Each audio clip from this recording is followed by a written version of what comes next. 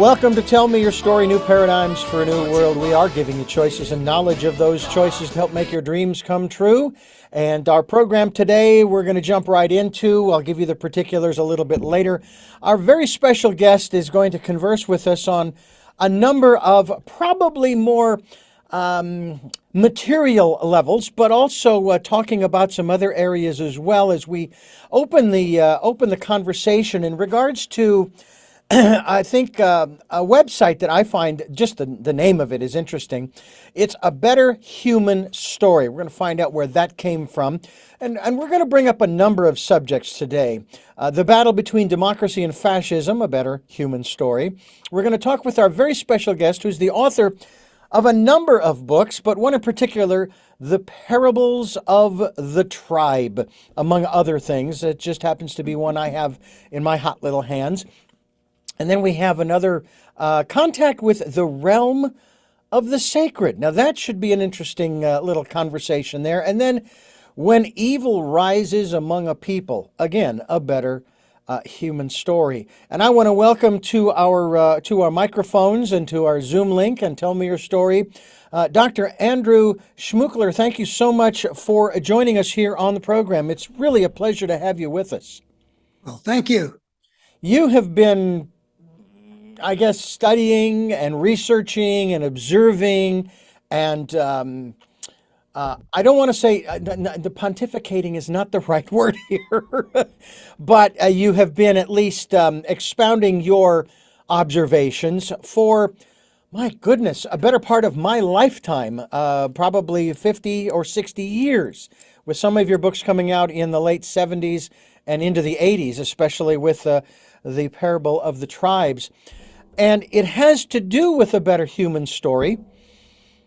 One of the questions that I have posed to my guests on occasion, I kind of stay away from it only because I kind of know where the person is coming from, and I kind of know the answer to the question, and sometimes I still throw it out there.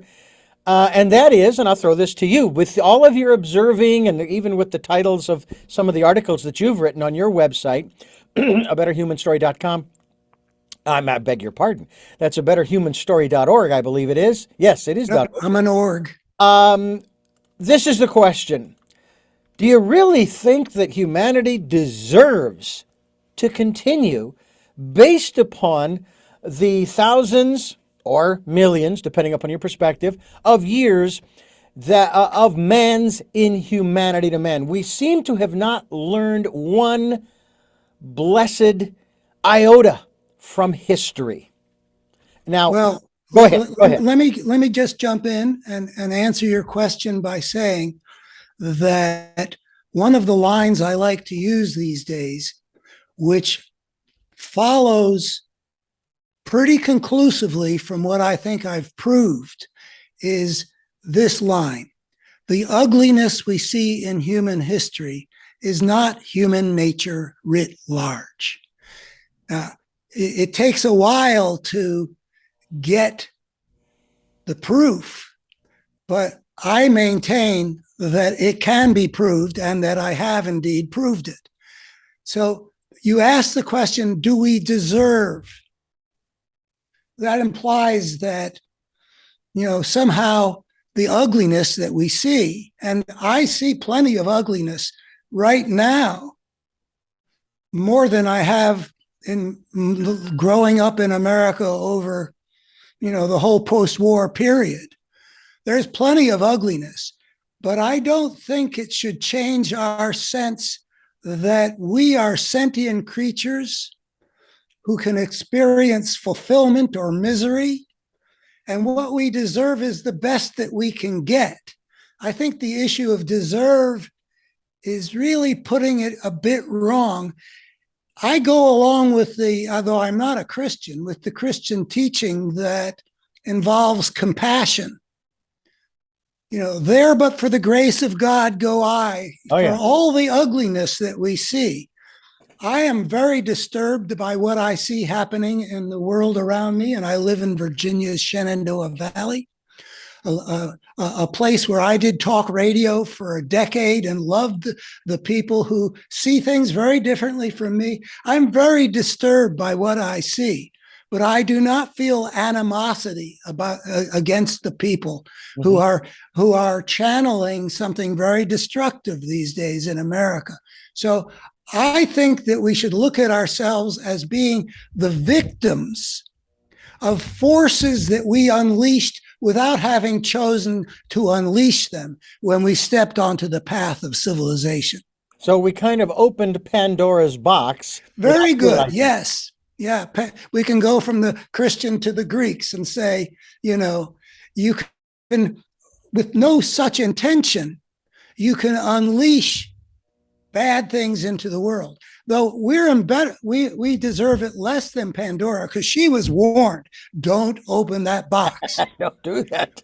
But what I think I've shown is that any creature that extricates itself from the niche in which it evolved biologically by inventing its own way of life, which is what we started to do in a serious way 10 to 12,000 years ago.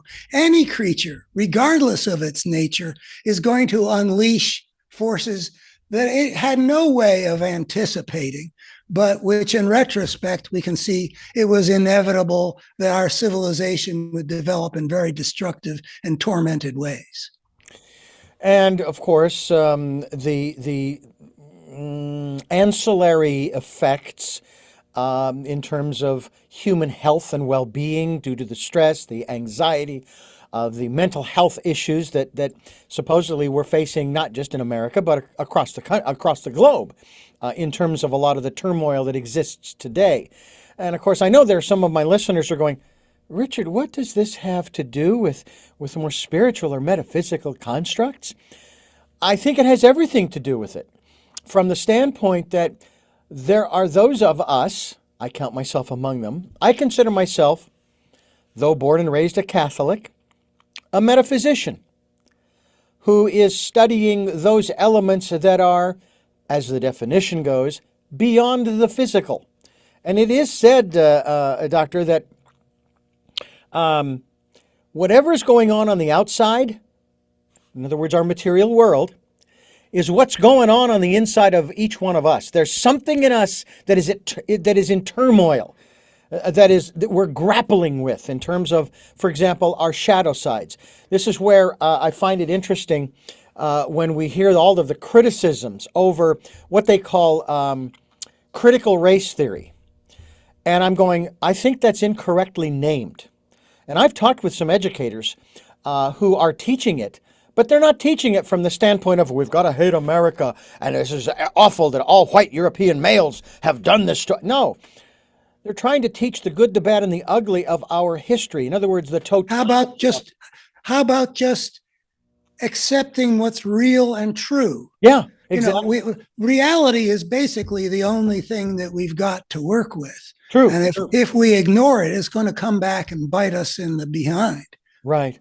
Let me ask you about your, if I may, you can certainly go in a different direction if you'd like, but I'd like to know a little bit about you say that you're not did you say you were not a Christian? Are you a religious or a spiritual person? Do you hold to any particular philosophy? Well, let me answer it this way. There have been 4 experiences in my life that were spiritually transformative, that changed the direction of my life. One of them in 1970 led to the writing of that book that you've mentioned. I was born into a family. My father described himself as a child of the Enlightenment, which meant, as I understand it, that he believed in an approach to the truth that had to do with looking at the evidence honestly and using reason to infer what's true from that evidence. And I'm very committed to that. But part of what I have discovered is that some of the evidence points to the reality of the spiritual dimension. Mm-hmm. And part of that evidence is the evidence of my own life. So I am not a member of any particular school of thought or religious belief system, but there are mysteries, and I do my best to understand them. One of the things that I have seen is that we human beings have widespread throughout the world and in various cultures. Many people have the capacity to have experiences that are sort of deeper, more impactful than the ordinary day-to-day experience. We can see that.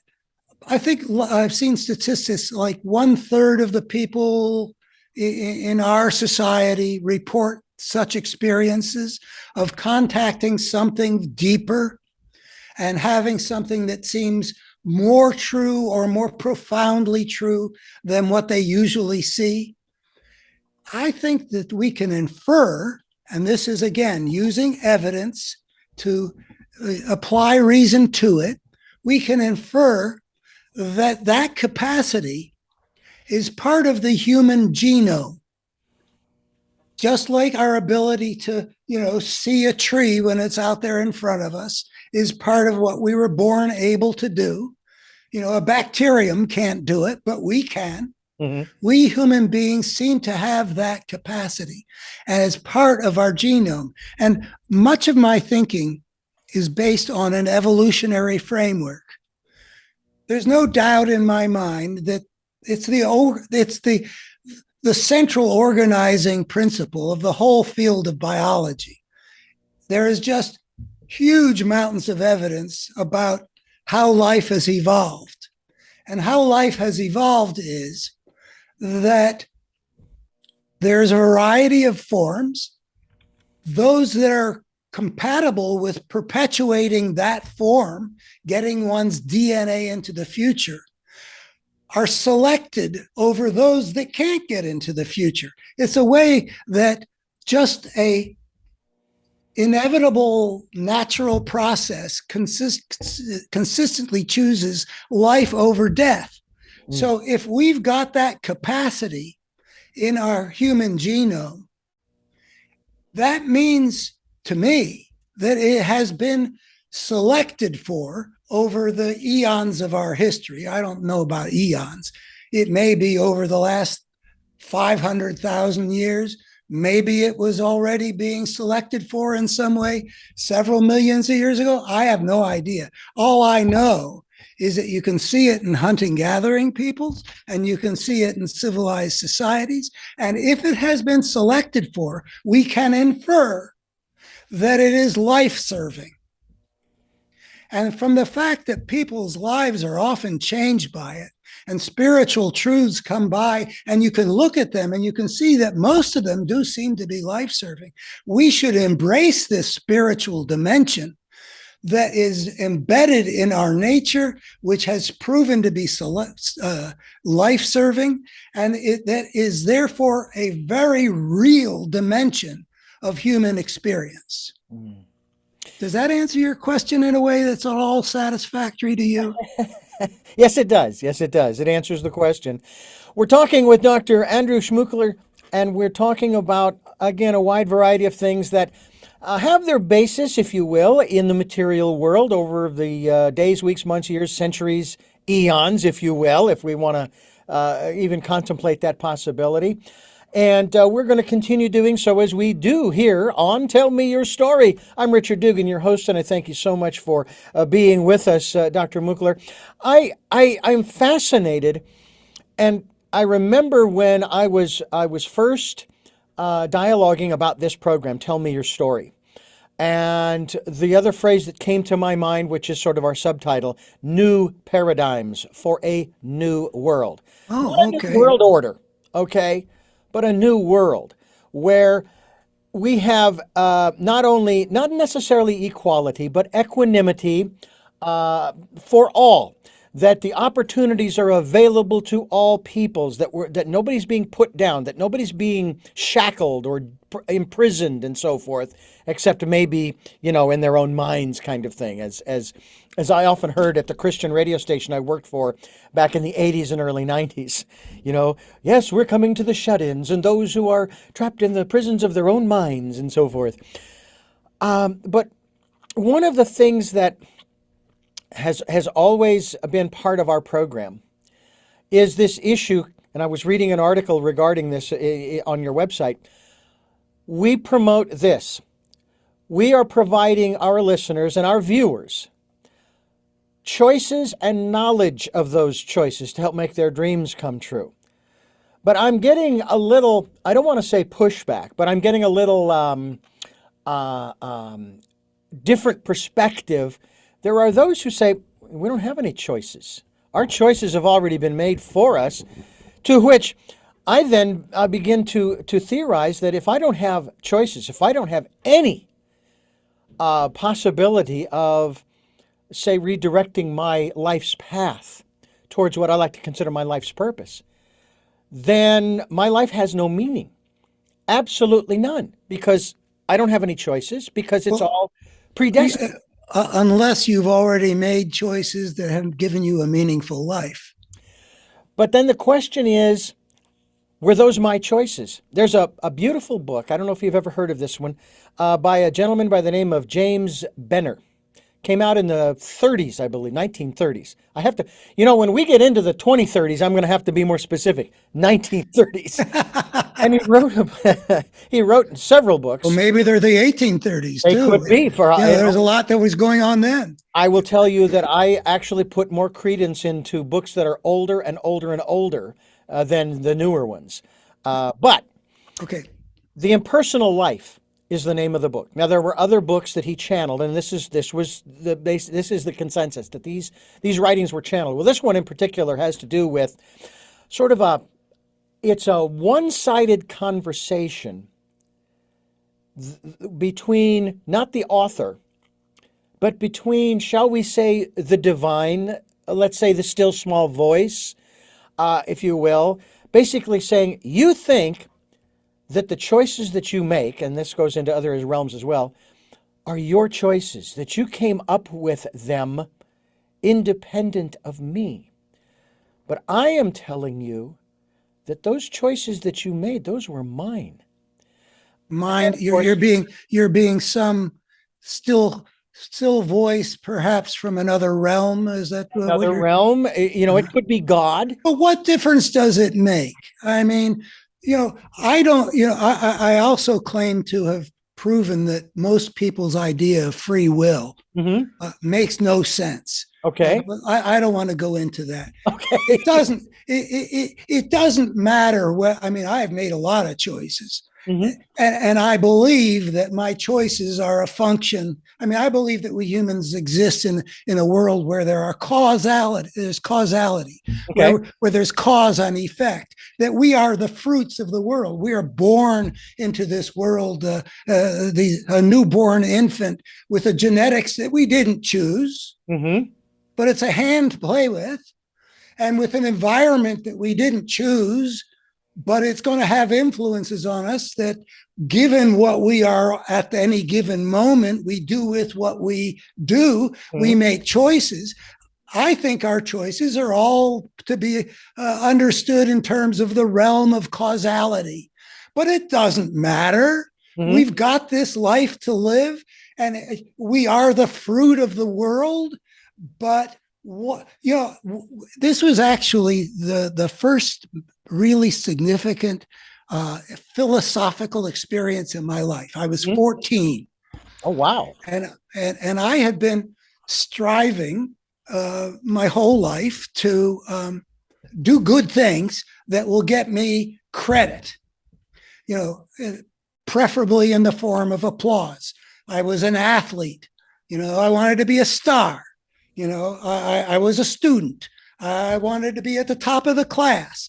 And if I achieved those things, then I was a good person. I had achieved, I had made myself I wanted to be the GOAT, like Tom Brady, you know. Right. Yeah. And then philosophical thinking brought me into the idea of, I'm not the cause of who I am. That thinking about cause and effect. And it was very disturbing for a little while because, if I can't take credit for anything good I do, and if I'm not ultimately to blame if for any of my defects, because everything's a result of causes and effects, then what's the point? Well, eventually I got past that. Of course, there's a point. There are good and evil in the world. There are different things that can happen that can lead to people feeling good in their lives or feeling miserable in their lives, and it matters. It doesn't matter whether I get credit or blame for my virtues and my defects. And for the same reason that I don't say that we're to blame, going back to your first question, do we even deserve a good world? Of course we deserve it, or we don't deserve it. That's not the question. There, but for the grace of God, go I, even when it comes to being born Adolf Hitler. When Jesus says, love thine enemies, what is he thinking of? And when he says, forgive them, Father, they know not what they do, what is he thinking of? Well, I'll tell you what I'm thinking of. I'm thinking that whether we all obviously make choices all the time. Maybe somebody could predict whether I'll order lasagna or chicken cacciatore from the menu. But it is still my choice based on what I want. Yeah. I may not be able to have determined ultimately what kind of person would want the beef lasagna, which is what I would choose. But that doesn't matter. Right. Right. We're talking with Dr. Andrew Schmookler, and we are sharing with you his concepts, his ideas. I don't necessarily want to say his philosophy, although it could fall under that category. And you can find out more about he and his work, his books, his articles at abetterhumanstory.org. There's another website as well that you sent me that I have here, which I thought was rather interesting. Just the name of it, and just if we can touch upon it for just a second. 3 Quarks Daily. Now, a quark is some astronomical construct. Quark originated in I think it was Ogden Nash, some kind of silly poem, but it is we used to think of atoms as being the smallest thing. And then it turned out that they consist of protons and neutrons in their nucleus. Well, the quark is what makes up the protons and the neutrons. But I don't know why they called it 3 Quarks Daily, but it's an important website. Yeah. Well, we encourage you to go to either of those, but preferably abetterhumanstory.org, and we'll certainly be linked to that website so people can find out more about you and the work that you're doing. May I break in for just a second? Please go ahead. Yeah. You said, well, you were wondering what to call what it is that I'm here to offer, and you said, my philosophy. I would go along with that, but what I would say that I've specialized in is identifying the forces at work in the world that we have to understand in order to control and overcome in order to get the kind of world we want. I claim to have shown that the way civilization developed came because of forces that we didn't choose and haven't brought under control. So what I would say is that I offer a picture of the human story that shows what challenges we have to meet. And I say we actually have to meet them if we're going to survive for anything like the long haul. That if we do not bring these forces under control, human civilization is not going to survive. If I had to guess, I would say, we'd be lucky to get 2 or 3 centuries more. Civilization's been developing for 10 or 12,000 years. So I kind of love the way this conversation is going in a lot of different directions. Mhm. It's not like a systematic building of a vision of an integrated vision. That is what my life's work has been, is this integrated vision of what's been going on in the world back from the beginnings of civilization and what's going on in our world right now as we struggle to maintain American democracy. But my what I've been trained to do is to build things systematically. Mhm. So if people want to see whether I deliver those goods that I'm claiming, I suggest they go to those articles on Three Quarks Daily. I'm working on the fifth. The first four have been published, and well, I love the way we're going from one realm to another, one dimension to another. But that's really, just like a movie trailer for Sure. something that really does have coherence. Well, and of course, it's kind of what we do here because we want people to go to the websites to find out more about our guests and get more in-depth information. Although we try to go somewhat deep here on Tell Me Your Story. I'm Richard Dugan, your host, and Dr. Andrew Schmookler is my guest. And Say Schmookler. I beg your pardon, Schmookler. That's the first time I've messed that one up, and I thank you so much for being with us here on the program. This is a conversation I've actually been looking forward to. We had a brief little conversation sometime prior to this, and I was quite intrigued by some of the subject matter I found in the articles and on the website and so forth. And it raises some interesting questions. I want to kind of jump back to this concept of free will.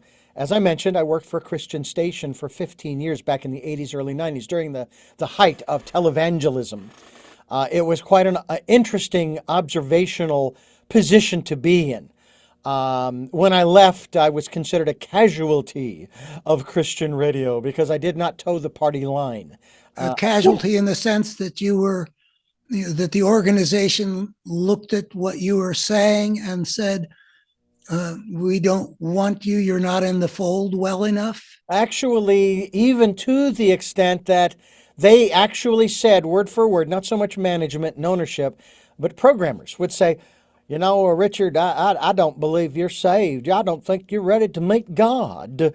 And so I pondered that for some time. And interestingly enough, it was right around the Thanksgiving time.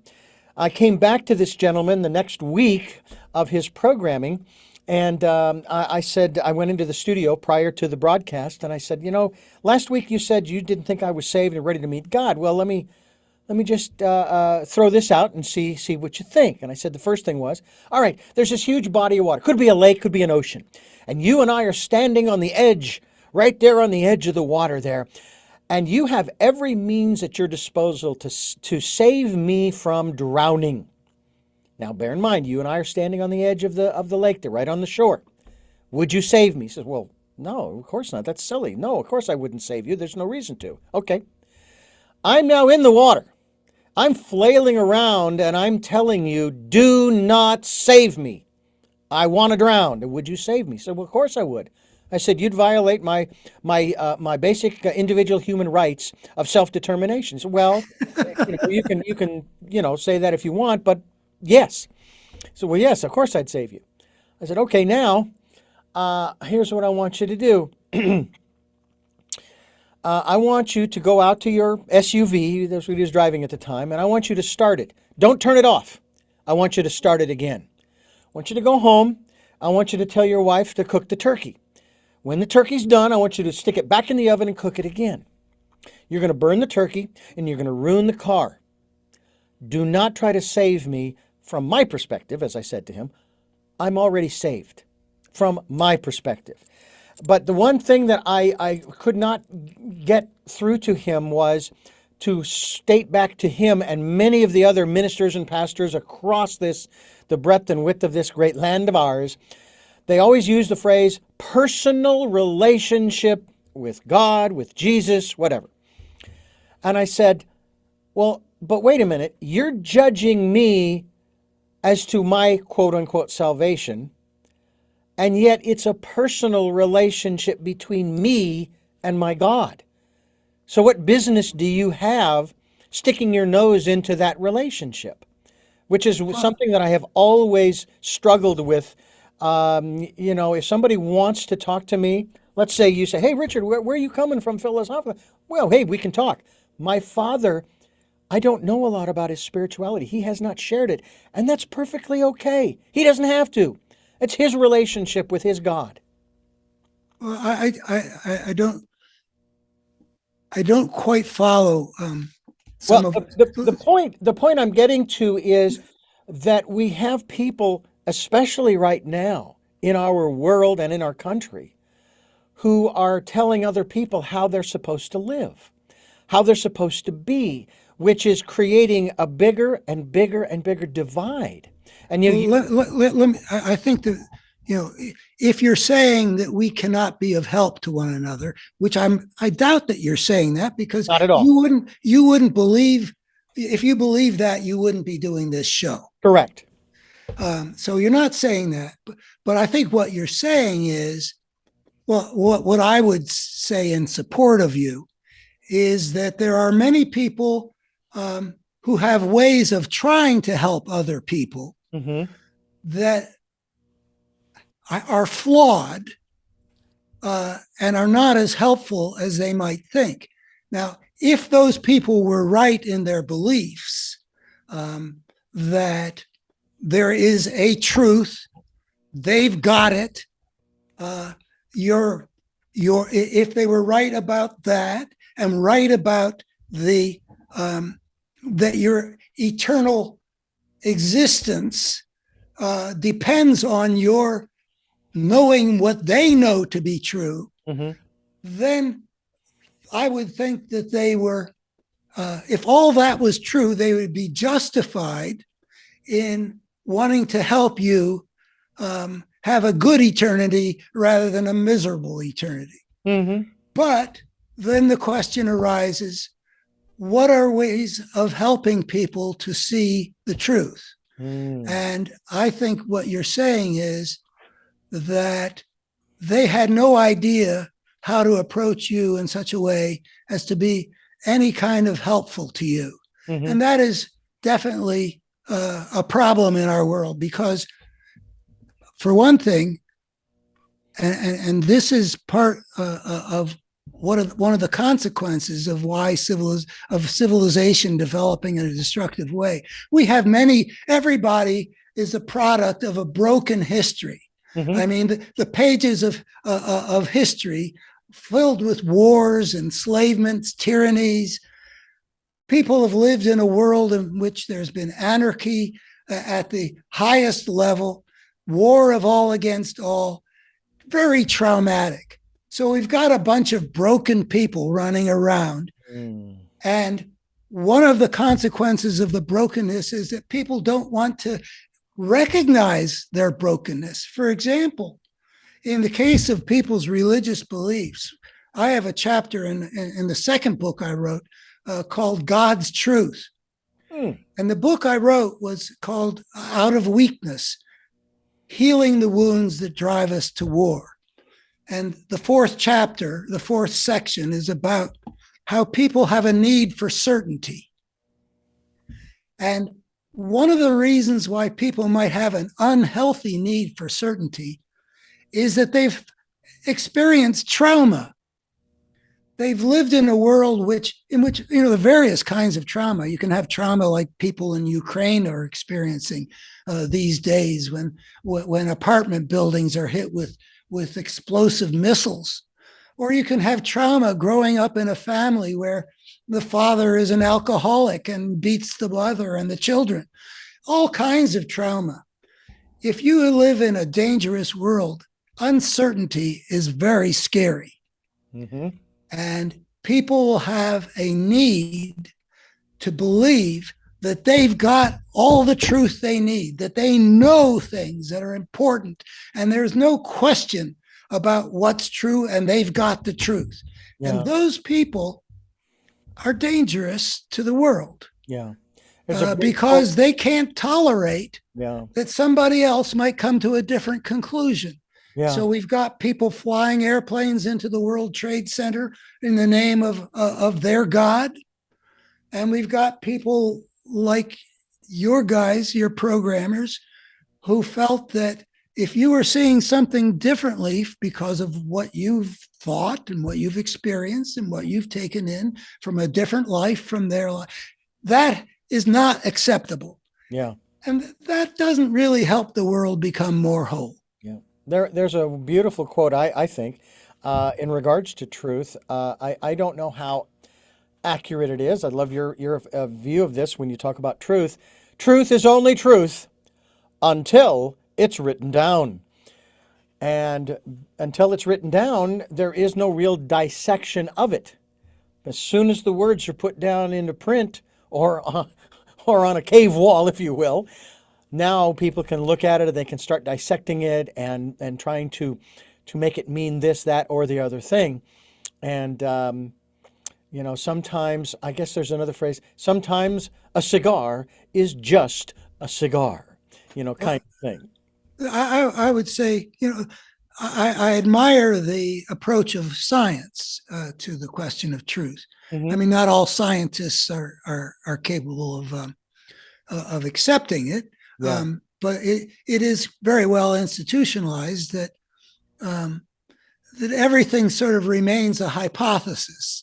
It's the best we've come up with so far. So Uh, far. Yeah. it used to be that the Milky Way was the universe.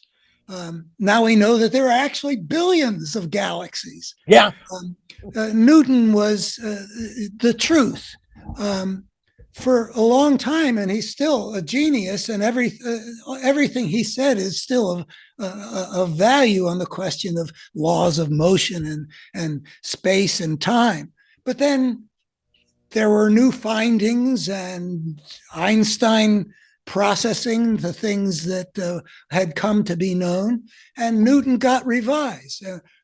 So that's what I think that the honest pursuit of truth in a spirit of inquiry is what people can do if truth is important to them. Yeah. Yeah. If they need to come to firm conclusions that are beyond question and that are not going to ask any more questions after they've arrived at that, that is their constitutional right. But it does create problems. Indeed. It's like saying, this is solid. This is a solid piece of matter, and there is no question that it's solid. And yet, science has proven that it's not solid, except in our own minds. Well, apparently, we each have Yeah. a couple trillion neutrinos going through our bodies Yeah. without making contact every single minute. So we aren't as solid as all that. Dr. Andrew Schmookler is my guest here on the program, and we're having a great time here. I'm really enjoying this conversation. I will let you in on a little secret here. Man, it's not really a secret because everybody knows that the universe is asking these questions. I'm just along for the ride. I'm just the universe mouthpiece. I'm also very curious. My brain functions in such a way that I'm just a curious individual about stuff. One of the things I love about science is some of the conclusions that it comes to, regardless of what the realm of science is. And I find it humorous when science discovers one of the laws of the universe, and then a year later discovers something that nearly negates the previous law of the universe. And this, okay, we know it all now. And so on. But you said it quite well. It's an ongoing evolutionary process, which I want to talk a little bit about in terms of our civilization, evolution. And I want to talk about that more as we continue here on Tell Me Your Story. I'm Richard Dugan, your host, and evolution is on the table for a couple of minutes here, especially when it comes to our civilization. And I guess this kind of ties into what we were just talking about in terms of truth and each person's perspective thereof. And what I have observed over the last 60, 50, well, I'll say 50 years, I probably wasn't doing much observing when I was 0 to 10 in the 1960s. But what I've observed is that the well-being, if you will, of the common man, I consider myself one of them, I consider you one of them, hasn't changed much in 50 years. And yet, we've gone through numerous elections, numerous presidents, numerous swings back and forth in our respective state legislatures as well as national, new laws, old laws, this, that, and the other thing. And my observation is, if anything, things have just gotten worse. And so I ask the question, is the system that is currently in place really serving us? And shouldn't we consider something else? And Well, I like that question, and yeah, I'm ready to address it. Unless you please, want I will let you go there. I'll step off. to, no, don't go away. No, no, no. I'm staying right here. I'm curious. I wouldn't know what to do by myself here. Um, I'm actually in the process of writing a piece about why it is that democracy has been losing ground, not just in the United States, but on a kind of a global basis. The Freedom House. I read yesterday. I read an article because I Googled this question. They say that since 2006, democracy has been in a general retreat on a global basis, and they've got ways of quantifying that. Mm-hmm. I still believe in democracy.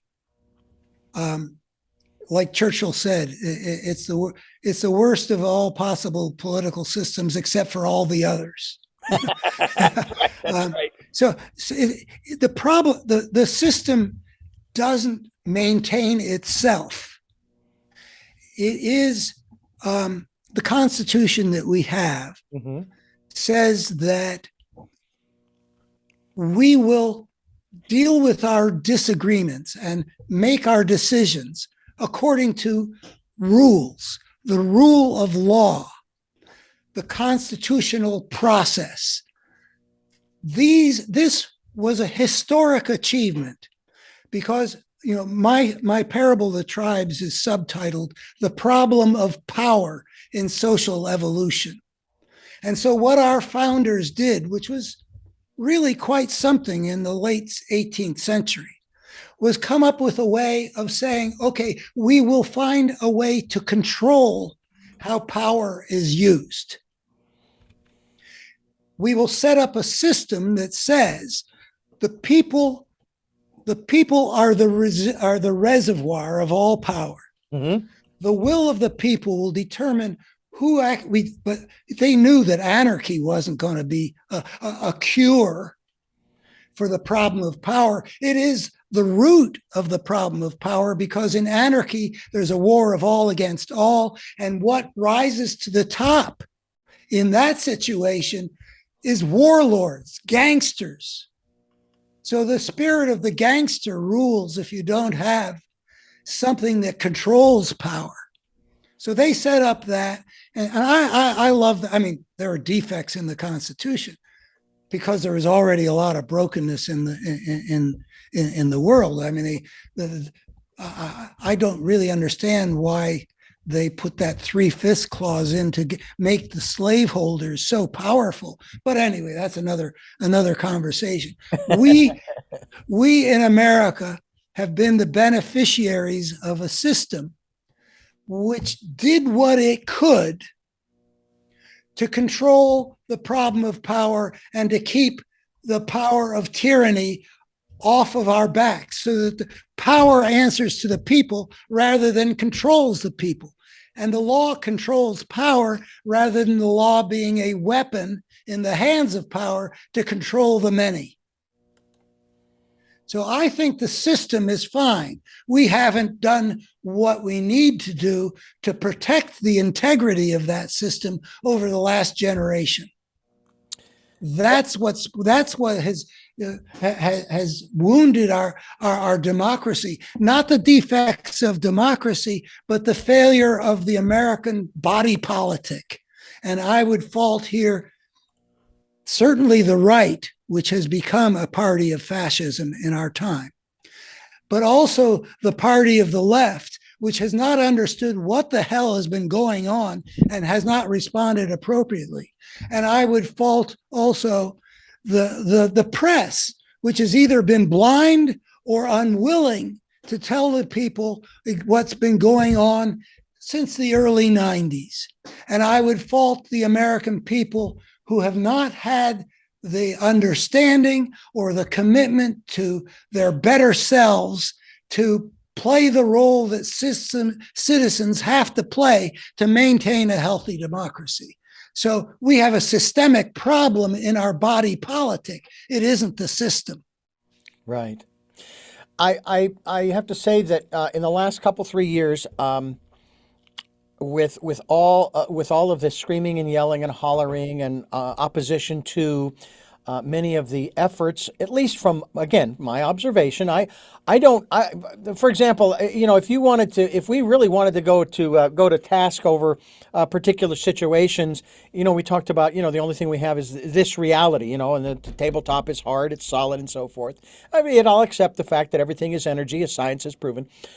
But someone might say, well, my God, 9/11 and all of that, and the planes and the collapsing and that.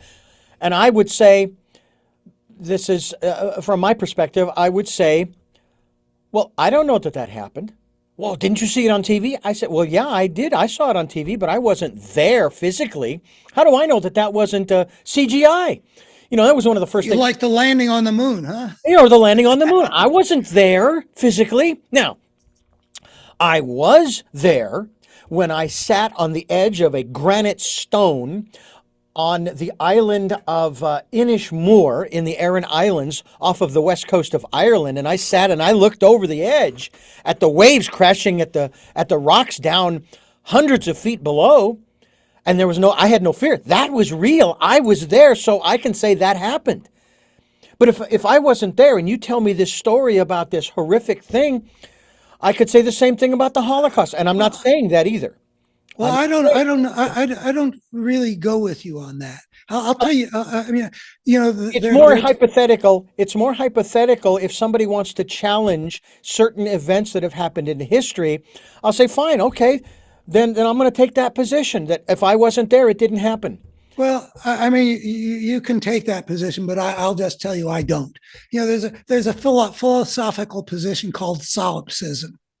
That the only thing that exists is me, or the solipsist. Yeah. Right. If I believed it, I would say, and everything else is a figment of my imagination, including you, including this computer screen in front of me. It's all something, like when I dream, like we all do every night. We go through these things, we have conversations, we have dramas, we have conflicts, we have landscapes, and none of them exist.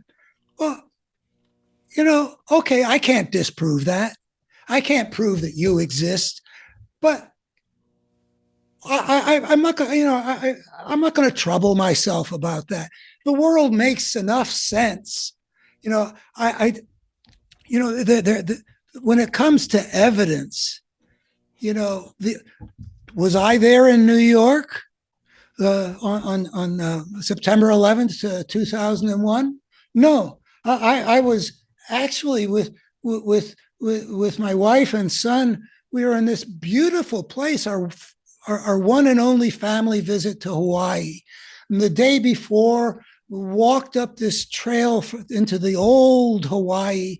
It was just like a vision of a kind of paradise. And all of a sudden, on 9/11, I wake up and the landlord is saying, something's happened in New York, et cetera, et cetera. And I discover, that paradise isn't all that's going on. Right. And we see the video over and over, and we see that, that the flights have all been canceled. Well, maybe if I'm the only person in the world, I can deny, this is all just like a figment of a dream of mine, and nothing else exists. But I don't do that. Right. I accept that my sugar maple out there that's turning orange, it's there. It's rooted in the ground. I've lived with that tree for 30 years now. I don't think it's just a dream. Where do I get that way? Nowhere. but if I were to be one of those people who believe that the Democrats are part of a worldwide child trafficking scheme to groom children for pedophiles, I'd say, well, where's the evidence?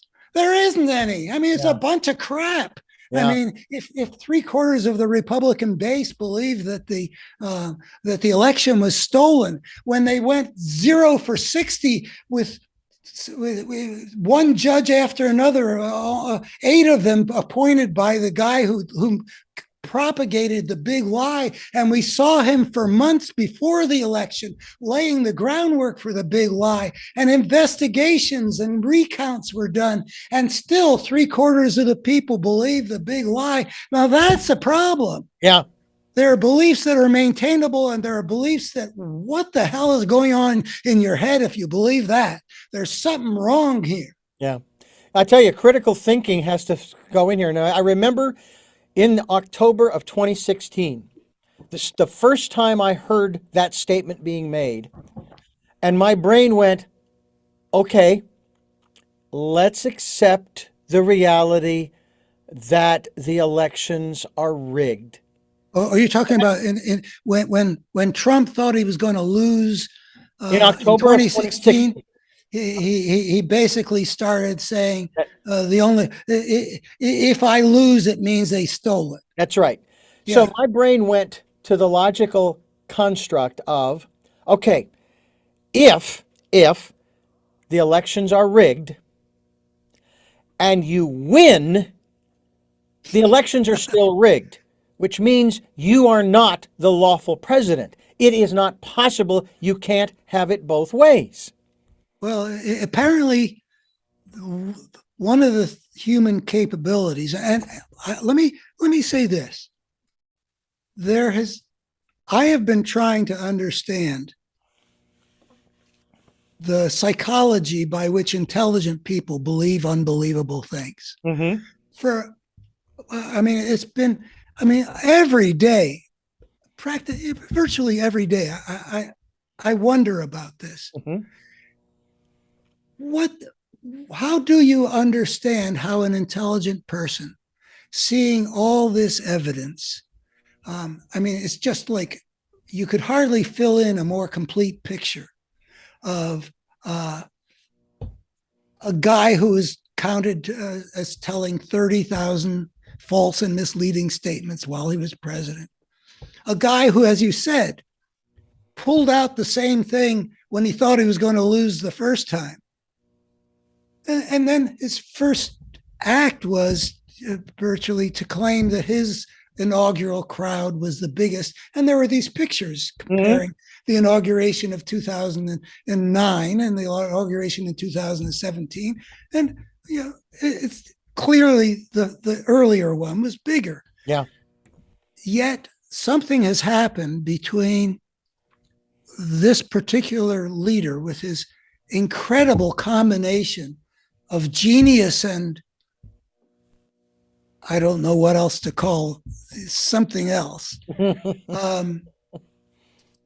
has managed to establish a relationship with people in which they're thinking that when you do business with those people, you see they're intelligent. They know what they're doing. They're able to estimate a job because they know what it's going to take or something like that. There's an intelligence there. Yeah. But there's something in the relationship between a leader and the followers that I don't think has ever existed in American history. And I've taught American history and I've written about American history. Well, and I don't understand it. Well, I will tell you that I have seen it, not in politics, but obviously I've seen it primarily during those 15 years I worked for the Christian radio station. You think it was the same thing as we see in our politics? I think it is. I think it is. It is quite the same. And one of the reasons why, and I used to say this while I was even working at the Christian station, I said, look, you want to emblazon a great big old H on my forehead for heretic? I will expose it and wear it proudly. I would rather be a heretic. Because the answers that I was given to the questions that I was asking about spirituality, about religion, about, that whole realm, they didn't make sense to me. My brain just could not wrap itself around the answers that these people were giving me to the questions I was asking. And then they would say, "Well, Richard, y'all just go to the founding fathers of the faith and read the writings that they have written, and they'll give you the answers," which then raised two more constructs and concepts in my head. Number one, who set them up as the founders or the arbiters of the faith? Number one. And number two, I probably haven't heard of many of the names of the founding fathers. So, does that mean that that elevates me to that same position? Because I'm thinking and asking those same kinds of questions that they were asking, that they just so happened to write down their answers to. So does Well, that mean that I'm now elevated to that position? Now, I don't believe that. But again, these are the kinds of things that go on in my head. let me say something. I think that you're right in part Hmm. that I mean I've studied the Civil War and the Yeah. post Civil War periods. There are I think there is a connection when people are socialized so that their relationship to their community and they're sort of a three-layer thing. They're the leaders or authorities, Hmm. which could be the ruling elite, or it could be a sacred text, and then there's the community, and then there's each individual that's growing up in the community, Hmm. and you can raise people so that there's uh, almost like a downloading, a bypassing of critical thinking. Hmm. But if my community thinks such and such, I will unquestioningly download the dogma Yeah. into my mind. I'll just acquiesce. I'll Okay. capitulate. And I think that that is part of what I see going on around me here in the breadbasket of the Confederacy where I live. Yeah.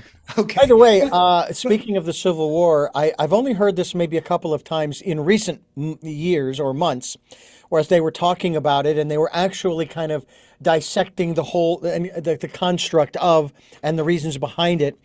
And they even said that if that, God forbid, I would not want this to happen today, but if that were to have happened today, based yeah. upon everything that's happened up to this point here in the 21st century, the Confederacy would have been labeled as terrorists.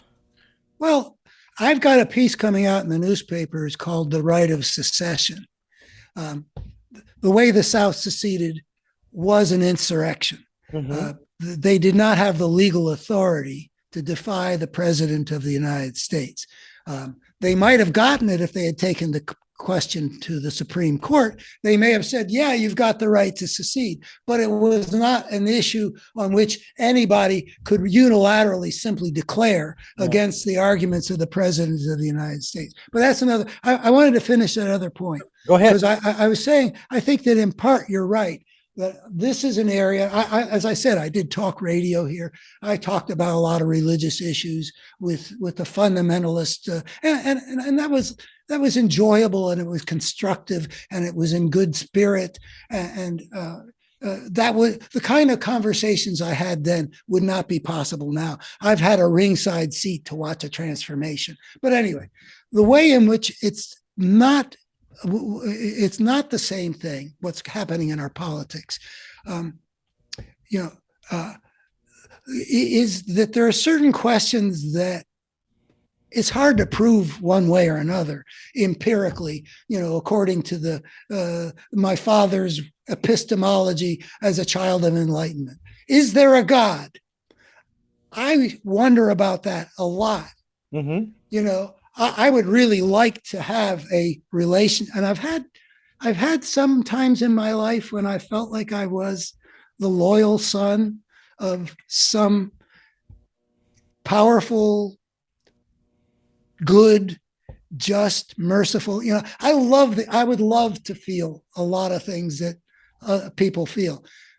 I look around and I see, well, the way the world is, it's kind of hard to reconcile with certain beliefs that some people have. But is there a God? Well, I couldn't prove it either way. Mm-hmm. The evidence, I mean, the universe seems to exist. Where did it come from? Now, you can answer like, well, God created it. Well, that sort of explains the universe. Well, where did God come from? Yeah. There are questions that have bothered me since I was 5 that Yeah. I can't, not only do I not know the answer, I can't even imagine an answer that I'd understand. Yeah. Now, And that's one of them. yeah. But the political question, Mm-hmm. was the election stolen? Are the Democrats grooming kids for pedophiles? Those are the kinds of questions, unlike, is there a God? Those kinds of questions really can be resolved with practical 100% certainty. Mm. Almost.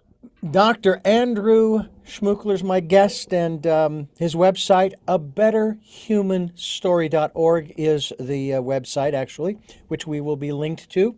As we continue here on Tell Me Your Story, I'm Richard Dugan, your host, and Dr. Andrew Schmookler is my guest, and fascinating conversation. One of the things that I want to kind of wrap up here with you in this conversation is I have to tell you, I'd love to have you back to continue this conversation and talk on some other areas as well as your talk show experiences over, what was it, about an 8 or 10 year period? Is that right? Yeah, I had a decade. Yeah. Yeah. I've been in it for 43 plus years, my friend. I got in at the age of 19, and I've stepped away from it a couple of times for a short period of time. I can't think of anything that I would love doing better than this, and it's just such a blast. But Well, did you choose it? I actually chose it from the, well, that's right. There you go. Very good. Yeah, Actually, I bet you did. I For did. in any meaningful sense of the word. Yeah, I did, but I didn't realize that I was choosing it. And I'll tell you why. When I was a kid growing up, my father was, in his early days before he was married, he was an appliance repairman. So as we were growing up, we might have these portable turntables and little radios and things of this nature. And then I don't know how we came across reel to reel. It was, anyway, so I started playing with this stuff. And one of my favorite experiences, I bought one of these radios that would pick up the TV stations on, I think it was the UHF frequency. Okay. And it was the night of the presidential inauguration in 17. You're older than you look. I preserve very well. Yeah. 1976 with the inauguration of Jimmy Carter. And they were playing, they were showing on television the one-man play with James Whitmore, Give 'em Hell, Harry. Oh, yeah. Oh, Truman. and I recorded it, right? And I recorded it, and I absolutely loved it. I think one of my favorite lines from that, to digress just a bit, was he's walking with the reporters. Now, you're not hearing, of course, the other side of the conversation, just his responses. And a reporter asked him a question, and he stopped them dead in their tracks. Don't you ever say that. Don't you say that. Don't you ever say that again. Listen. If there is a black man in the gutter, there has to be a white man in the gutter there to keep him there.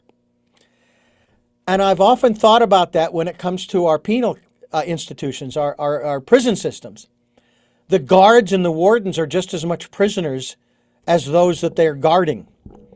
You were going to, I think you were talking about how you didn't choose at Right. first. As I said, I digressed. Yeah. Okay. So anyway, I'm playing with all of this stuff, and then I'm going to college. I go to a junior college, and my counselor says, hey, there's this radio station that's opening up the road here, a brand new one. It was a radio reading service for the blind and visually impaired called Sun Sounds Radio Reading Service. Now, as I said, I've been in this business for over 40 years. They have a test that you have to take, a reading test, to see if you can read live on the air. You can Huh. read this, that, or the other thing. Well, you obviously are very have a good voice and you are very articulate. So Well, yeah, but I was legally blind at the time. Now I could get around. you were legally blind at the Yes, age of 19? at the age, well, from birth, actually. And I would use a magnifying glass, or I had thick glasses, okay? So I would go there, and I will tell you that prior to my lens implant in 1996, I was legally blind. I took the oral reading test not once, not twice, 3, 4. I've taken the oral reading test 5 times. I haven't passed it yet, okay? Now that's going up to 1992, something like that. And I was told by my general manager, she says, don't worry about it. We've had professional news anchors come in here and fail the oral reading test. So I kind of felt like I was in good company, but there were many other things that I have learned to do. So and I guess the best way to sum it all up, to make a long story even longer, I feel as though I've been in the right place at the right time throughout virtually my entire career. Well, there's being in the right, there's good luck, and there's also the ability to make seize the opportunities that present themselves. Yeah. But you also ran for Congress. Is I that correct? did. I did. You were what, a nominee on the Democratic ticket? Yeah, I was a Democratic nominee in a district in which Republicans outnumber the Democrats 2-1, running against a 20-year incumbent. Yeah, I'm not sure that I'm in favor of term limits, but I'm also not in favor of individuals making it their lifelong job. Well, that's another conversation, I exactly. suppose. How did you, This particular guy had promised he was only going to serve two terms, and Yeah. he was running against me for his 11th, which not surprisingly he got. Yeah, I'm curious, how did you do in that particular contest? Well, depends on what you mean. How did I do? If you're Numbers. talking about numbers, Numbers. oh, I did a couple points better than the average Democrat would probably get. I had the one thing that I had expected. I mean, this is there are a lot of things we could talk about, but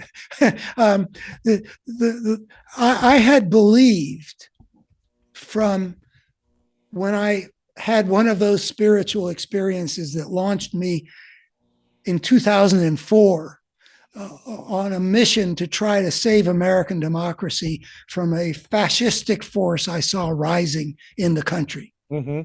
So that's a let me just finish. I had believed that the good people that I had talked with on the radio for a decade, surely if they were presented certain undeniable, provable facts, would cease to support things which went against their own stated values, Christian, constitutional, patriotic, and values of good character. I believed in those people.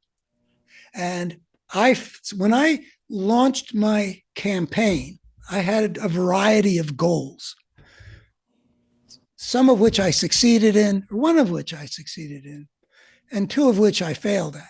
Mm. I wanted to become a national story because there are reasons why it could have been. You could have had a feature about my campaign in the New York Times Magazine, which would have belonged there. Mm-hmm. But or I could have appeared on TV to be interviewed. It didn't happen that way. I did get some writing into the Washington Post, but in general, I failed. The other goal I had was to talk to the people who reflexively vote Republican, because that, and to talk to the good people and help them see some things that were true and to vote from the better angels of their nature, Hmm. against a guy who was continually manipulating and lying to them, which I could show. Sure. I ran on the slogan, truth for a change. I saw that That, and I loved it. okay. Absolutely love it. But, I originally, my slogan was, let's talk about the elephant in the room, because that called attention both to the elephant, Hmm. which was the Republican Party, Right. and the elephant in the room, which means something that's not getting talked about, which pointed to the defects in the Democratic Party of that time. Yeah. But anyway, that didn't fly as well because it was too complicated. But Well, anyway, I was hoping to talk to the good people hmm. who were going to vote for give this guy his 11th term in Congress. And what I found was they wouldn't even listen. Mm. I was wrong about. I mean, there's a speech that I had that went viral. That's on the web still. Hmm. Let to tell the good, decent conservative folk of the 6th district that these folks are not the friends of their own deep values. That there's that line which I've heard many times because I've listened to that talk many times because it's the high point of my campaign. But they weren't interested in listening. I saw how they just would tune them out. So that was one of the things I learned, which is there's a problem when people just shut their minds. And I had sort of seen it developing when George W. Bush was president. I saw that there was an ethic being taught. Don't listen to anybody but us.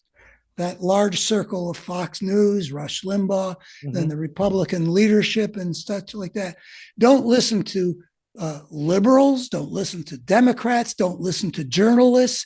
Don't listen to academics, scholars. Don't listen to people from foreign countries. I mean, I had seen how that ethic had grown up around protecting what I eventually, after I lost that election, wrote about the uncracked nut. But there was an ethic that went in, and I did not realize how uncrackable that nut was. So how did I do? Well, the one thing I did succeed was that the people who voted for me were very excited.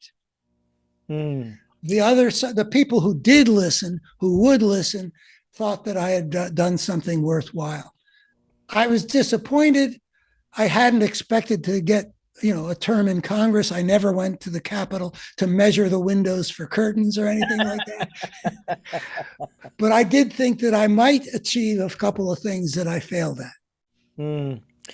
Well, I applaud you for your efforts at going at throwing your hat in the ring, so to speak, because it's not an easy thing. Because what obviously, and especially today, more than any time that I can remember in my history, boy, you are gonna your life is going to be dissected and exposed like nobody's business. They didn't bother to do that. Well, not back when you were running. No, I'm talking about today. I I mean, see. today they will whatever they can find on you.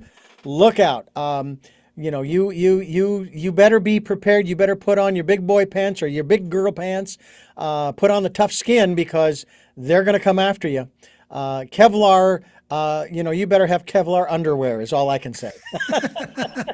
well, they would have had to take me more seriously as a threat Yeah. to want to do negative campaigning.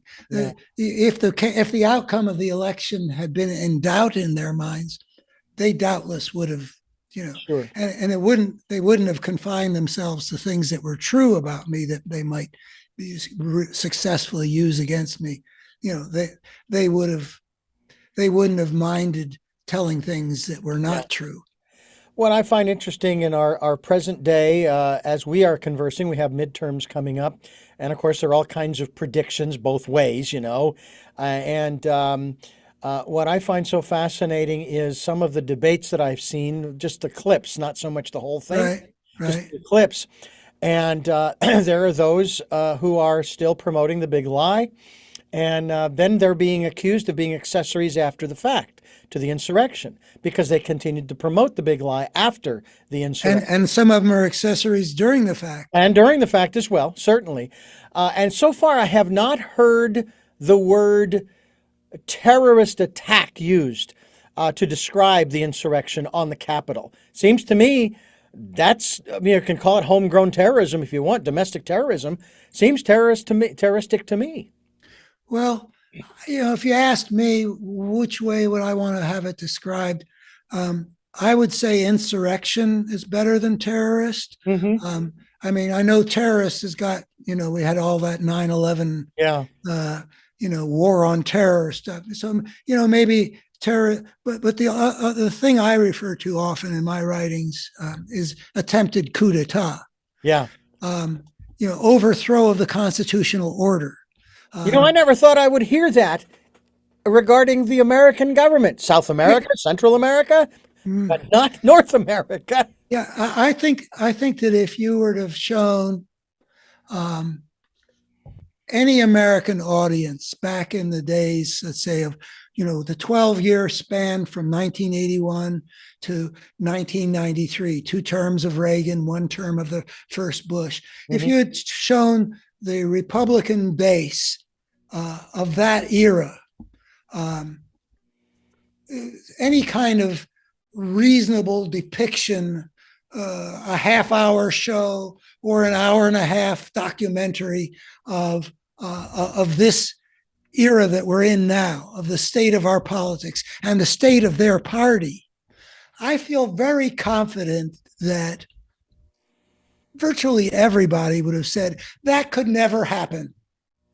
That would be impossible. Mm-hmm. This is the party of law and order. Are you saying they're going to back up, a violent attack on a constitutional process in the U.S. Capitol? That's ridiculous. I wouldn't even believe a movie that, a fictional movie, I would say it's just incredible. So certain things, obviously, that were unthinkable not that long ago. You were already of voting age. I was well into voting age. It was unthinkable. Yeah. So you were born in the early 60s then? I was actually 1960. I'm 62 now. Uh-huh. And, I don't really remember a lot of the political uprisings of the 60s, just being a kid. I was out playing in the dirt. Do you remember when JFK was assassinated? I would have only been 3 at the time, so no, I don't have a recollection. I barely recall. I mean, the one thing I do remember, it has nothing to do with politics, was the moon landing. I mean, I was fixated on the TV. Well, you were old. You were 9 years old. So, yeah.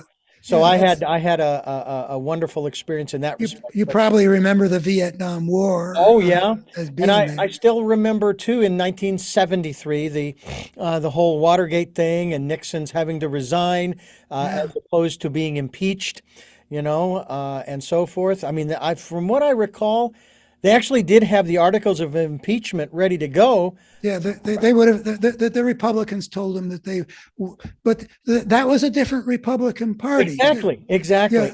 Yeah, Barry Goldwater was, considered too right wing. He lost in a landslide in '64. Nonetheless, he was a man of integrity. I actually had some dealings with him, and he was probably he led a group of Republicans to tell Richard Nixon that he would be removed from office if he didn't resign. That is not the kind of party we've had now. And people don't pay enough attention to how do we get from there to here. Yeah. I think that history really needs to be understood because we need to identify the forces that allow things to happen. When the unthinkable happens, something must have become true that allowed it to happen. Yeah. And I've been spending the last 18 years mapping that out. I've one final question here before we wrap things up here, and it is fairly nonpartisan as far as the question's concerned. Do you think that Ronald Reagan's come on, what's the word here? Deregulating the Oh, Federal Communications Commission in this first year in office. And the reason I know this is because I was going to broadcast school getting rid of the fairness clause? and the fairness doctrine. Yeah. Now, let me just preface by saying I've talked with a number of both libertarians and very conservative Republicans about it. Now, most of them are young people. So they have no clue as to what the fairness doctrine is. And I would explain to them, I said, look, if you're going to cover an issue, you have to cover it from as many sides as you possibly can, at least two sides. And I would say, do you think that that fairness doctrine should be reinstituted? And are you ready for this?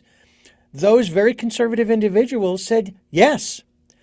But my question to you is, do you think that the abolishment of the fairness doctrine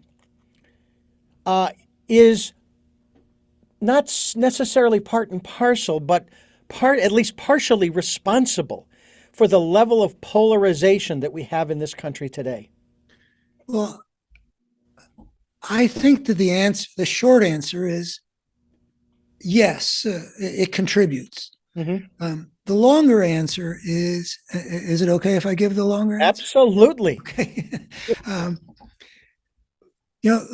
one of the um, one of the forces that's been at work in as a corrosive of American democracy, well, from the beginning, Mm-hmm. is the if you believe that all men are created equal, the consent of the government, one man, one vote, certain issues of you want the people to have a voice, has always been in conflict to some degree with not one person, one vote, but $1, one vote. In other words, money buying political power. So there's a lot that can be said about that. We can talk about Citizens United out of the Supreme Court a decade ago, but the fairness doctrine said that money would not be able to completely overwhelm all other points of view. You can buy a network, Mm-hmm. you can buy a TV station, and with that money and with those resources, you can propagandize the people and get people thinking the way that serves your interests at the expense of the interests of the people who are believing what they're being told.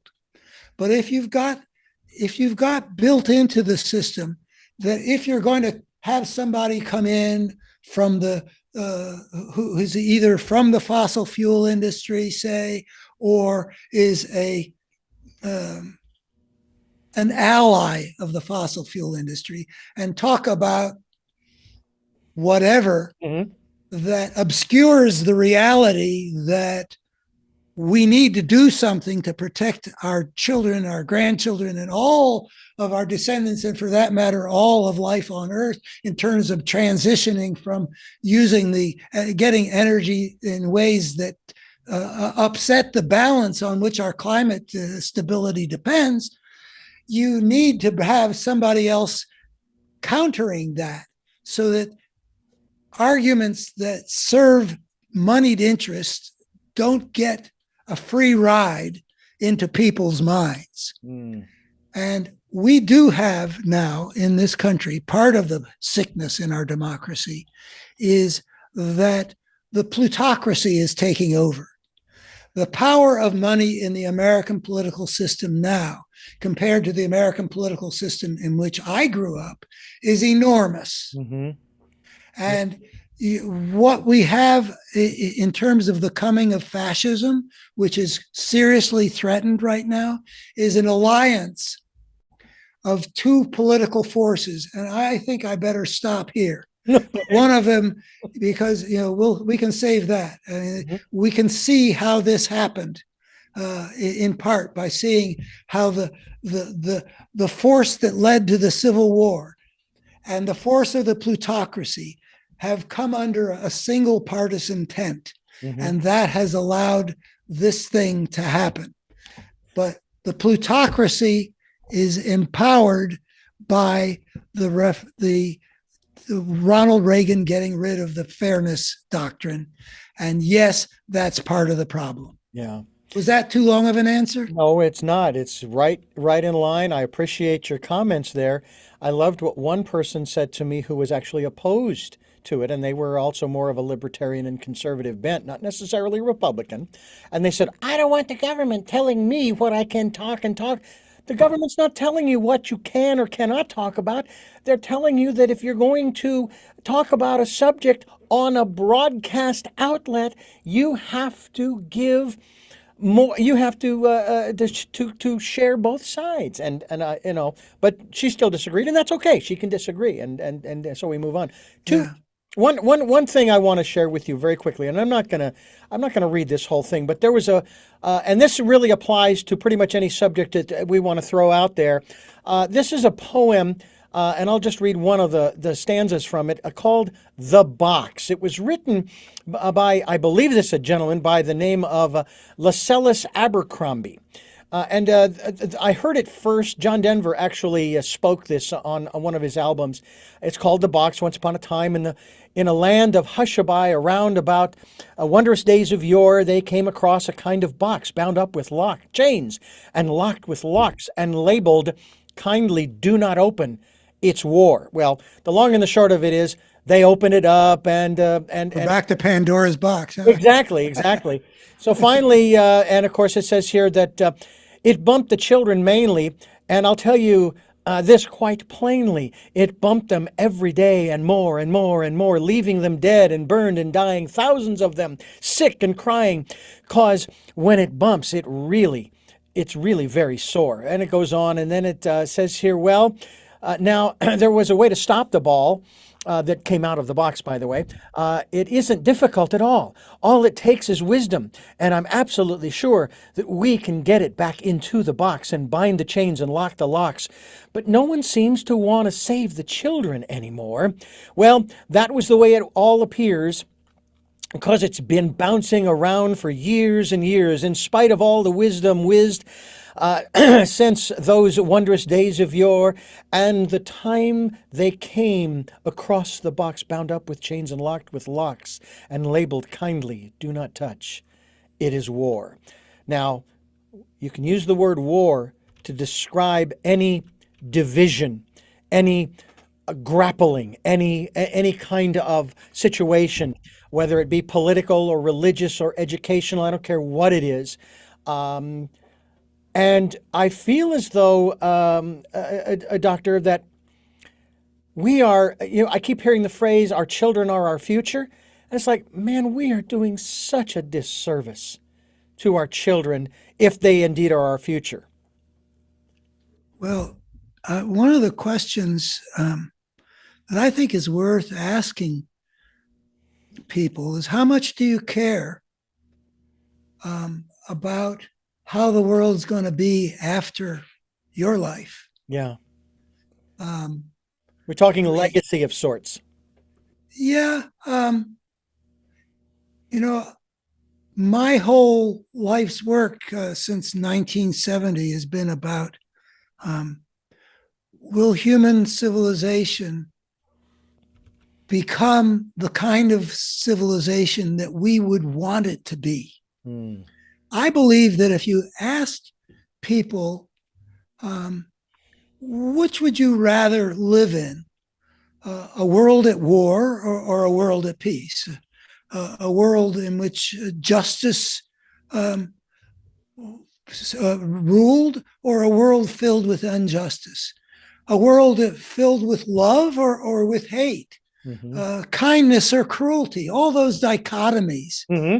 Um, I believe that the overwhelming majority of people would say they would choose the life-serving one of those, all those pairs. They would choose peace and justice and love and kindness. Mm. So then the question is, first of all, how much do you care? Yeah. which kind of world your children and grandchildren and great grandchildren are going to live in. And I don't know how much people do care. I see people with pictures of their grandchildren that they dote on. I don't know if they think about our events of these times, like climate change, with their grandchildren and their love for their grandchildren in mind. I just don't know.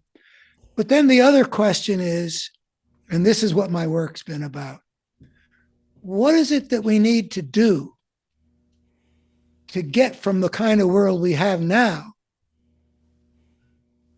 to the kind of world that we would choose? Mm-hmm. And the first question I tried to answer in my life's work was, how come if people would want that kind of world, the pages of history are so different, so filled with the things we wouldn't choose? And that's what the article on Three Quarks Daily, that's titled "The Ugliness We See in Human History Is Not Human Nature Writ Large," provides the answer to that question. And I think it holds water. I've been working with it for 52 years. It stands up to my best abilities to scrutinize it.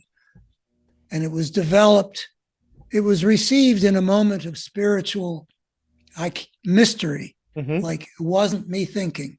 Right. But it was developed over 14 years. I've got a 33-page bibliography. I lay it out, and I hope that people who have found this conversation of interest will see if I can deliver the goods. Well, with all of that being said, Dr. Schmookler, how powerful are we?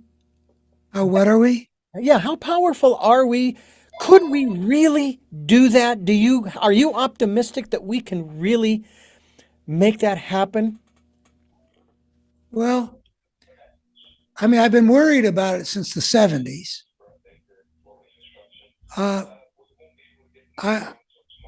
I'm getting a phone call. I understand. No worries. Forgive me, I didn't unplug the phone like I Okay, was. that's all right.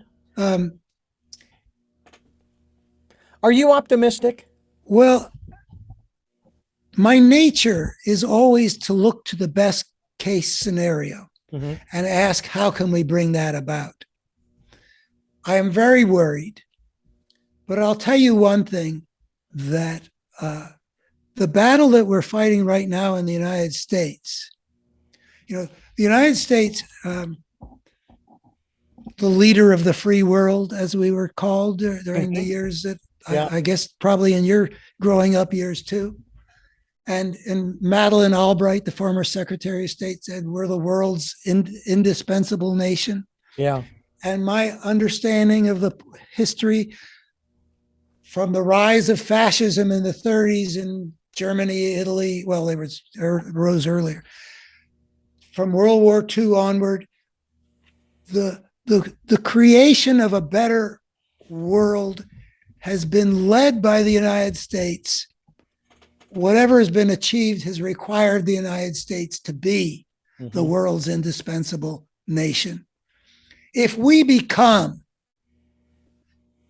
a fascist nation with some kind of minority rule, authoritarian regime, along the lines of what we can already see, that lies to the people, that manipulates the people, that serves a minority, that does not serve the very people who support it in lists. If we become that, the chances of human civilization generally, of becoming a different kind of world, a world where something like one crazy fascist, power-hungry dictator in Russia cannot have the power in his hands to end the human experiment because he commands a massive nuclear arsenal. And if we can't, the fascist America is not going to help the America because the humankind toward a world where we can't won't do things like upset the climate system to possibly catastrophic consequences. So my immediate focus right now is on saving American democracy. If we can do that, we will have a much better chance of our children, our grandchildren, our great grandchildren living in a world that's becoming the one we'd want, rather than one that gets broken by wars and tyrannies and cruelty and hatreds. That's what I think. My personal belief, and I'm optimistic about the future, my personal belief is that in this country, in regards to any elections for that matter, rigged or otherwise, is that I think it is the silent majority, not the loud minority, is fatigued. They're exhausted. They are spent over all that's been going on over the last 5, 6, maybe 7 years, in specifically in politics. They've had enough. They don't they don't want any more. It's like, will you please stop? It's like you hear the phrase, "Stop the world. I want to get off." And if the aliens come with the mothership, I'm going. Okay, I just want you to know that I'll be doing my shows from outer space. Be that as it may, this has been a fascinating conversation. We've been talking with Dr. Andrew Schmookler, and we want you to go to his website. It is abetterhumanstory.org. That's abetterhumanstory.org, as we continue telling our story here on Tell Me Your Story. I'm Richard Dugan, your host, and Dr. Andrew Schmookler is my guest. And Doctor, I have I'm grappling here because normally I ask 3 final questions of all my guests, and it's like I want to ask a 4th, but I'm going to hold off on that. So I ask all of my guests these questions, and I hope that you will give me your honest answers based upon wherever you're coming from. However, before I do that, I want you to know, the listener and the viewer, that you are listening to and watching Tell Me Your Story, New Paradigms for a New World, giving you choices and knowledge of those choices to help make your dreams come true. We are here on Sundays at 7 a.m. and 7 p.m., Monday mornings at 1 a.m. We are streaming live at those times. Oh, don't forget about the 9 o'clock Wednesday morning broadcast. And again, those are Pacific times. We also are podcasting on SoundCloud, iTunes, TuneIn Radio, Spotify, Stitcher, Player FM, Blueberry, iHeartRadio, Amazon Music, and many other locations. And you can watch these interviews at YouTube. That's right. We have a YouTube channel, Richard Dugan, Tell Me Your Story. And we will be linked to Dr. Andrew Schmookler's website. Again, it is a betterhumanstory.org. We also encourage you to go to 3quarksdaily.org as well for the .com. It is that one's .com. They're com, I'm org. Okay. We encourage you to go there. But on Better Human Story, you'll see a portal on the upper left, which is my articles on 3 Quarks Daily. So there's a link right there. There's an easy way to get the first 4 of a series that I am laying out an integrative vision of what the human story has been about, and what our challenges are that we need to face. Well, I will tell you that one of our guests who's been on this program many times over the last 20, 25 years, that I've been interviewing for that long, even though we've only been doing this show for 15, Greg Braden, he has basically said that it doesn't take that many people in terms of raising their consciousness. I think it was based upon the population at the time. It was like such a small percentage, like 800,000 human beings across the planet to focus on could actually shift the consciousness of the planet. But with that being said, I also want to remind you that we want you to participate in the Decade of Perfect Vision, the 2020s. We're asking you to spend time going within and listening to that still small voice and just being in that quiet, peaceful, calm place. Because I'll tell you what, out here in the real world, it ain't so quiet. So you need to spend time just meditate. You can call it meditation, you can call it prayer, you call it whatever you want. I'll call it Bill. And I'm going to Bill, and I'm just going to spend 5-10 minutes there. I'm going to come back refreshed and ready to go do the things that I want to do. And if you'd like to support us financially, we would greatly appreciate that. We have a PayPal account.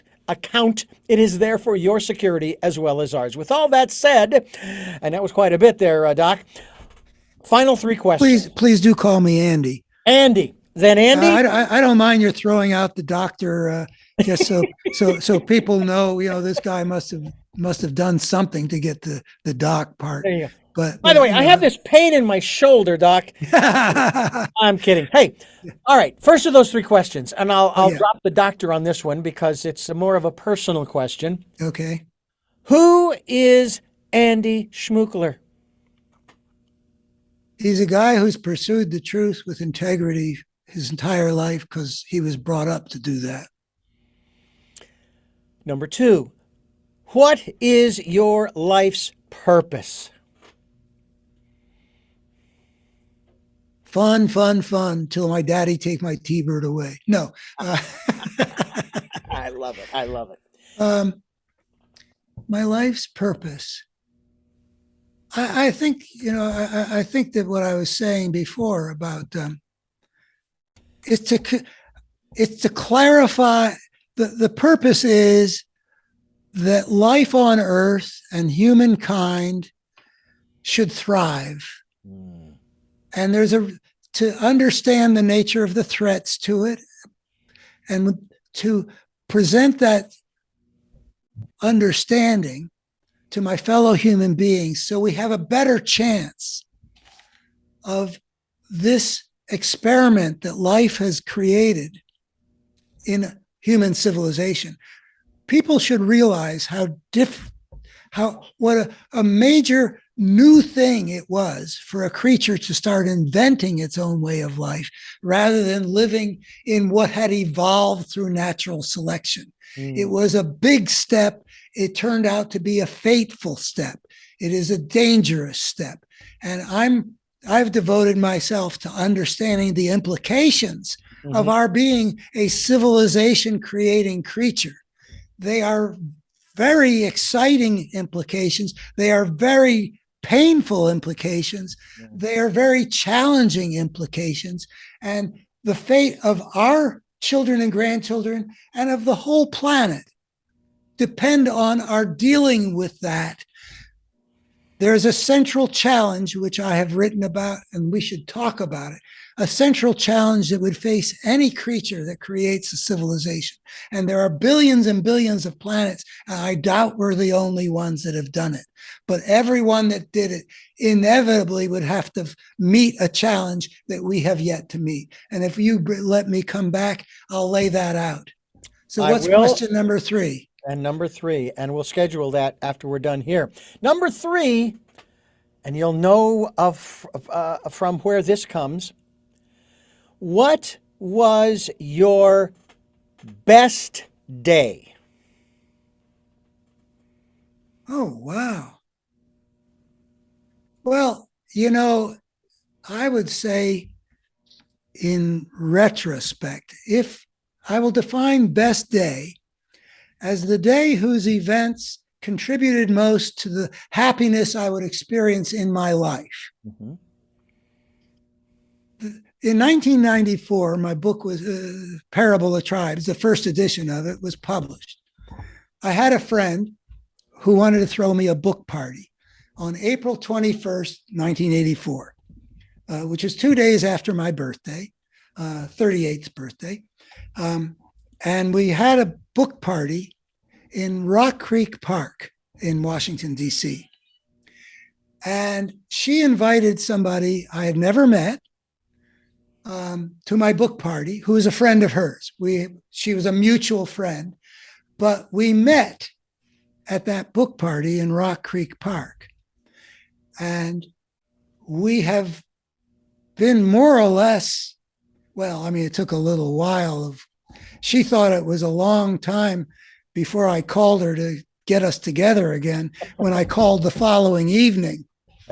But I had delayed calling her because I didn't want to come across too overeager and pushy. But anyway, so she is the love of my life. She is my wife now. And there's an article you can find on my website called The Sacred Space of Lovers. And I doubt that I would have written that piece, known enough to write that piece, had it not been that we met on that day. Spectacular. And it's interesting. Your story in that regard matches pretty close my story with my present wife. My second, granted, but and matter of fact, we're getting close to celebrating 20 years of marriage, December 22nd of 2022. And it's quite That's exciting. a lot of twos. That is a lot of twos. There's some 12, deuces are 22, wild. 22. What's that?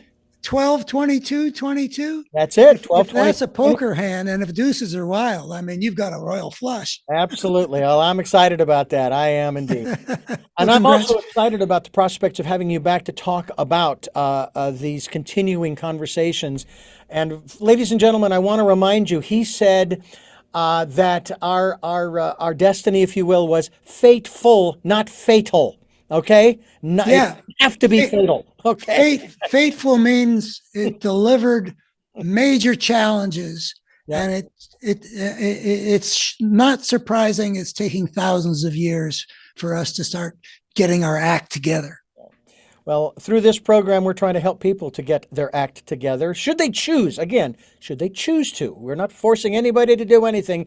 We just want people to come to our smorgasbord table, as we like to call it, and partake of those things that maybe that are intriguing to them, that resonate with them, and then step away and experience them, and then come back and grab something else. So that's what we're trying to do here. And Andy, I want to thank you so much. This has been a fabulous. Are you ready for this one?